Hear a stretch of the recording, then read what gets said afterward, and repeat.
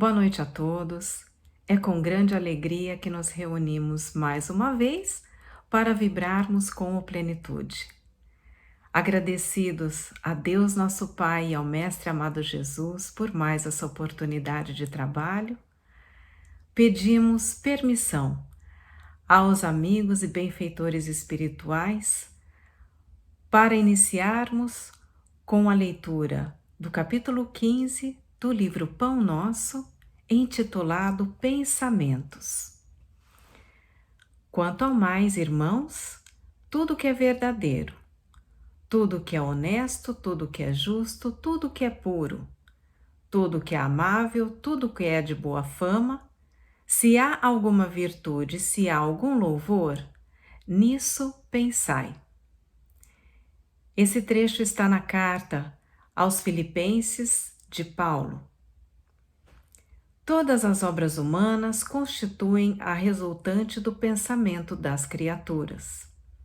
O mal e o bem, o feio e o belo, viveram antes de tudo na fonte mental que os produziu, nos movimentos incessantes da vida. O Evangelho consubstancia o roteiro generoso para que a mente do homem se renove nos caminhos da espiritualidade superior, proclamando a necessidade de semelhante transformação, rumo aos planos mais altos. Não será tão somente com os primores intelectuais da filosofia que o discípulo iniciará seus esforços em realização desse teor. Renovar pensamentos não é fácil como parece à primeira vista. Demanda muita capacidade de renúncia e profunda dominação de si mesmo, qualidades que o homem não consegue alcançar sem trabalho e sacrifício do coração. É por isso que muitos servidores modificam expressões verbais, julgando que refundiram pensamentos. Todavia, no instante de recapitular, pela repetição das circunstâncias, as experiências retentoras encontram de novo análogas perturbações, porque os obstáculos e as sombras permanecem na mente, quais fantasmas ocultos. Pensar é criar. A realidade dessa criação pode não exteriorizar-se, de súbito, no campo dos efeitos transitórios, mas o objeto formado pelo poder mental vive no mundo íntimo, exigindo cuidados especiais para o esforço de continuidade ou extinção. O Conselho de Paulo aos Filipenses apresenta sublime conteúdo. Os discípulos que puderem compreender-lhe a essência profunda, buscando ver o lado verdadeiro, honesto, justo, puro e amável de todas as coisas, cultivando-o em cada dia, terão encontrado a divina equação. Vamos então passar para o Evangelho segundo o Espiritismo, capítulo 15. Vamos então falar sobre fora da caridade não há salvação. E um dos tópicos desse capítulo é a parábola do bom samaritano, onde um homem, um doutor da lei, indaga a Jesus: quem é o meu próximo?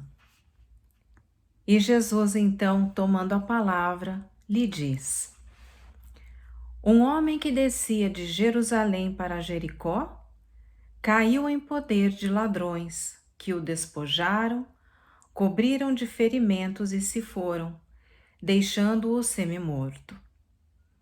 Aconteceu em seguida que um sacerdote, descendo pelo mesmo caminho, ouviu e passou adiante. Um levita, que também ouviu, passou adiante. Mas um samaritano, que viajava, chegando ao lugar onde jazia aquele homem, e tendo-o visto, foi tocado de compaixão. Aproximou-se dele, deitou-lhe óleo e vinho nas feridas e a pensou, ou melhor, as tratou. Depois, pondo-o no seu cavalo, levou-o a uma hospedaria e cuidou dele.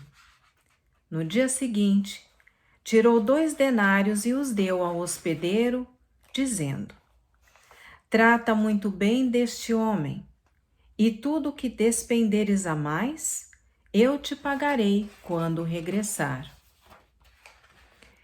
E então Jesus pergunta ao doutor da lei: Qual desses 3, na tua opinião, te parece ter sido o próximo daquele que caíra em poder dos ladrões? E então o doutor respondeu: Aquele que usou de misericórdia para com ele. E Jesus então diz: Vai e faze o mesmo.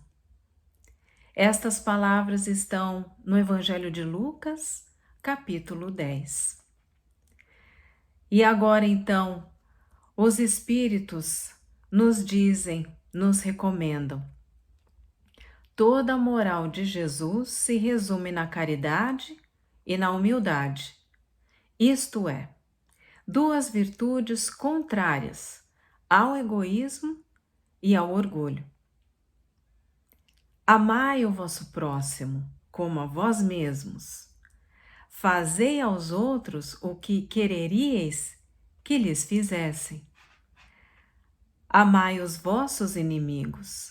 Mas quando eles dizem aqui amai os vossos inimigos, é importante que nós entendamos que é difícil, muitas vezes, quase impossível na nossa condição atual, no mundo em que vivemos, na nossa condição evolutiva, de fato amar os nossos inimigos.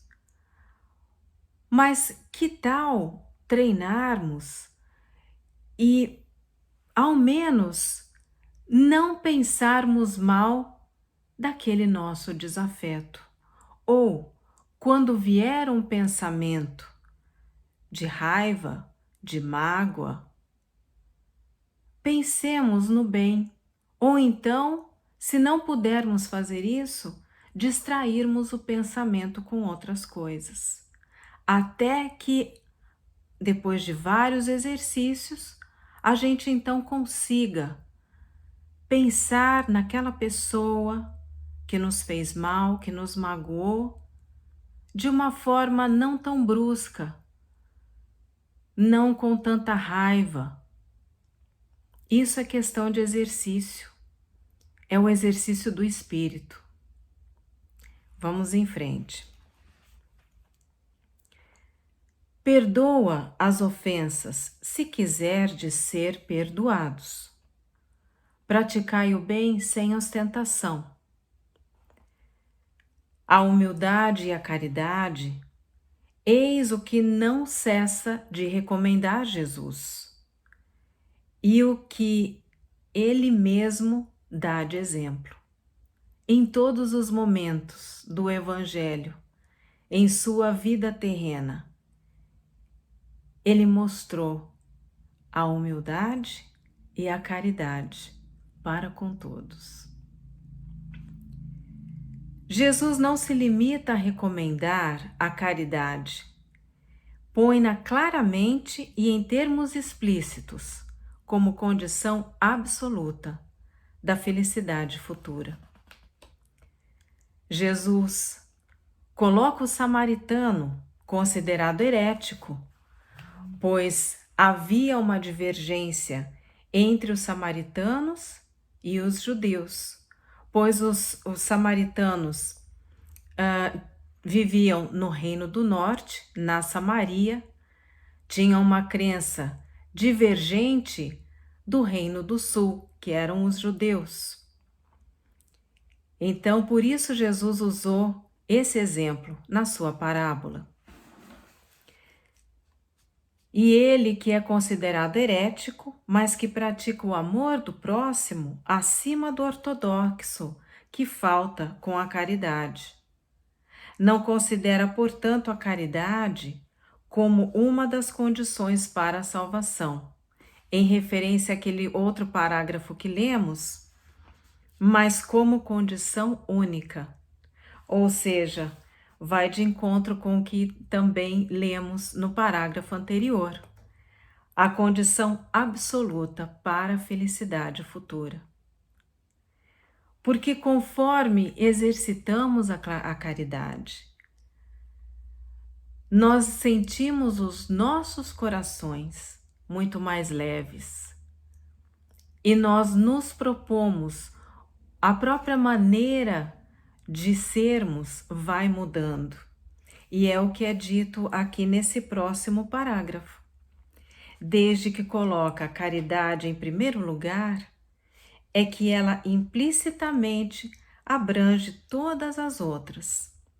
A humildade, a brandura, a benevolência, a indulgência, a justiça e tantas outras, porque é a negação absoluta do orgulho e do egoísmo. E aí, para finalizarmos a reflexão do Evangelho, no item 7 deste mesmo capítulo, nós vemos o que diz Paulo sobre a caridade.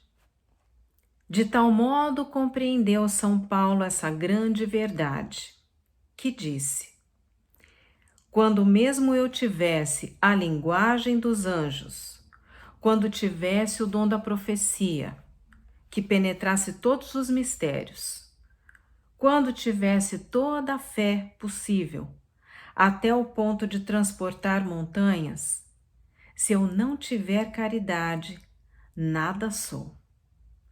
Dentre essas três virtudes, a fé, a esperança e a caridade, a mais excelente é a caridade. Coloca assim, sem equívoco, a caridade acima até da fé. É que a caridade está ao alcance de toda a gente, do ignorante, como do sábio, do rico, como do pobre, e independe de qualquer crença particular. Todos nós, isso está inerente em nosso espírito, no espírito de cada um, de cada pessoa, independente de sua religião, de suas crenças. E faz mais. Define a verdadeira caridade, São Paulo, mostra não só na beneficência, como também no conjunto de todas as qualidades do coração, na bondade e na benevolência para com o próximo. E assim, quando pensamos na caridade, se lembrarmos um pouquinho do que nós lemos no livro Pão Nosso, vamos poder conectar as duas lições. Porque no capítulo 15, falando sobre os pensamentos, nós podemos usar o pensamento para fazer a caridade. O pensamento é criar, pensar é criar. Que tal criarmos em nós outros uma nova pessoa daqui para frente? Não é fácil, como vimos na lição. Exige uma profunda dominação de nós mesmos, mas é possível. Quando conseguimos atingir esses objetivos, quando conseguimos atingir esses níveis, vemos o quanto foi bom, o como valeu a pena todo o esforço que fizemos. Chegamos ao momento das nossas vibrações da noite e vamos então procurando uma posição confortável, respirando profundamente e fechando os nossos olhos. Vamos então buscar no nosso íntimo os nossos melhores sentimentos, que neste momento são transformados em uma luz muito dourada, pois queremos ofertar em favor daqueles que mais necessitam neste momento. E assim, cada um de nós, reunidos neste momento de vibração, formamos um grande círculo dourado, ligados por essas luzes que emanam dos nossos corações. E assim, vibrando pelo ambiente em que estamos, pela nossa casa, pelos nossos familiares, aqueles que convivem conosco, eles estão neste momento em nossos pensamentos, recebendo essas vibrações. E agora, essas vibrações emanam das nossas casas, pelas portas, pelas janelas, chegando aos nossos vizinhos, à nossa cidade, adentrando em cada lar com a nossa vibração de amor para cada ser, cada criatura que lembramos neste momento, pois estamos levando a luz de Jesus a esses corações, passando pelos hospitais, levando alívio aos doentes através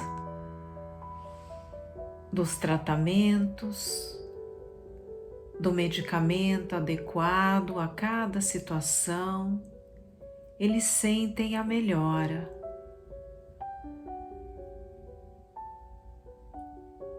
Seguindo agora a todos aqueles que não têm um lar, não têm um lugar para repousarem ao final de cada dia, pois vivem nas ruas, abandonados, tristes do coração. Que a sua luz, Pai, possa abraçá-los neste momento e aquecer seus corações. Que um olhar amigo se volte a eles, como bom samaritano, acolhendo-os, cuidando-os e dignificando-lhes.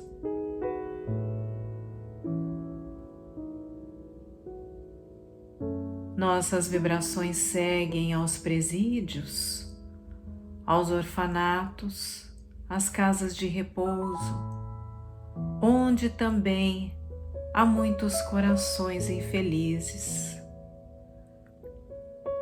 se sentindo sozinhos, desamparados.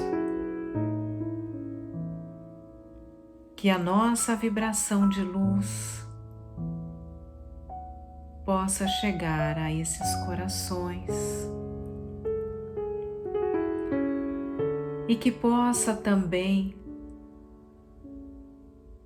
chegar a todos os trabalhadores do bem, encarnados e desencarnados, que tanto fazem para minimizar o sofrimento daqueles que mais necessitam.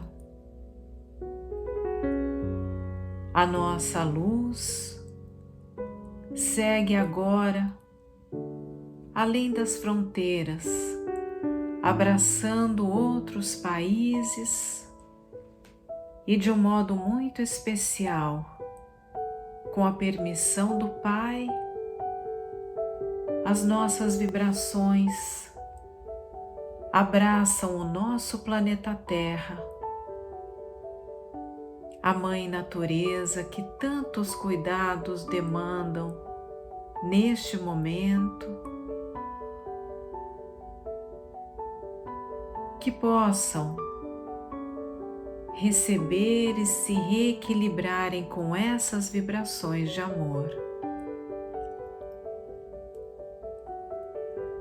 Agradecidos então que estamos,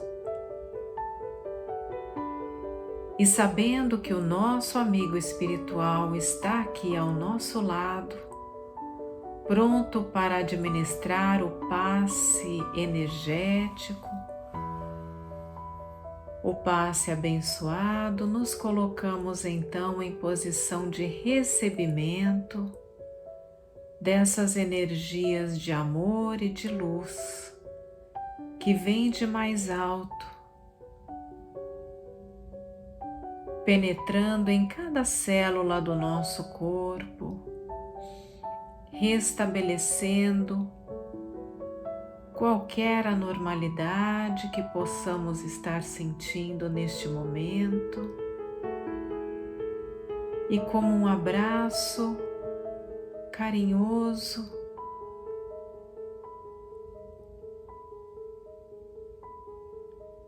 agradecemos a Deus por esses momentos. E assim chegamos ao final dos nossos trabalhos dessa noite. Agradecendo a você pela companhia e também aos amigos e benfeitores espirituais pela inspiração, pedimos a Deus, nosso Pai, permissão para encerrarmos e que a paz do nosso Mestre amado Jesus possa nos acompanhar em mais uma semana que se inicia. E que essas lições que aprendemos hoje nos inspire na nossa caminhada para o nosso progresso espiritual. Muita paz.